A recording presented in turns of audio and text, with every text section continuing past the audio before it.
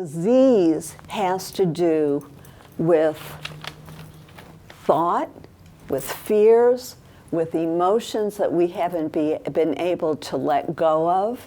It creates a density in our cells and in our bodies that opens the door for disease to come in. So there was a book that was written a number of years ago, maybe 25, and she talked about Naomi Rachel Remen, or Rachel Naomi Remen. I always forget which way it goes. At any rate, it was a book about the blessings that cancer brought to people. And each chapter was a different, about a different person and their experience.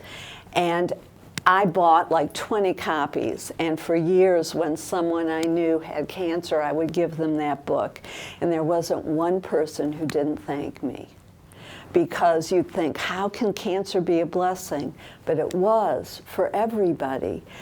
Those people who recovered, it became they lived differently. They lived their lives differently because of the cancer. They understood the value of life. And things that would trigger negativity in the past didn't anymore.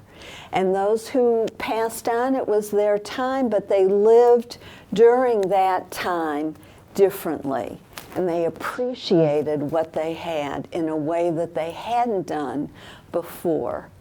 It's just like after my divorce, I remember after the night I left my ex, I remember sitting out on the patio and just enjoying the peace. Just peace. I didn't need any money. I mean, yeah, I had to pay the rent, but how much money was in my bank account wasn't as important because it was greatly diminished, obviously.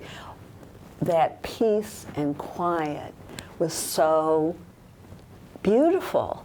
And I just remember breathing and being so grateful for peace and quiet and whatever the future held.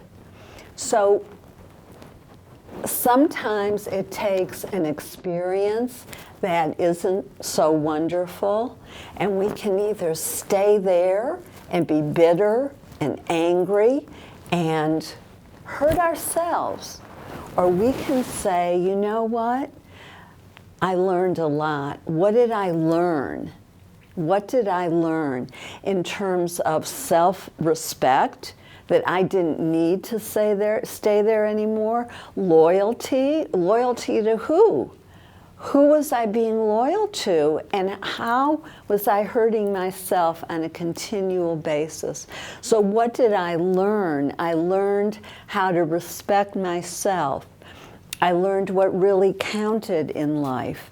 I learned who I was because I had become a wife and a mother and an employee and a volunteer and this and that and the other thing, and I was gone. I mean, I wasn't there anywhere. I was somebody who had different things that I did for other people.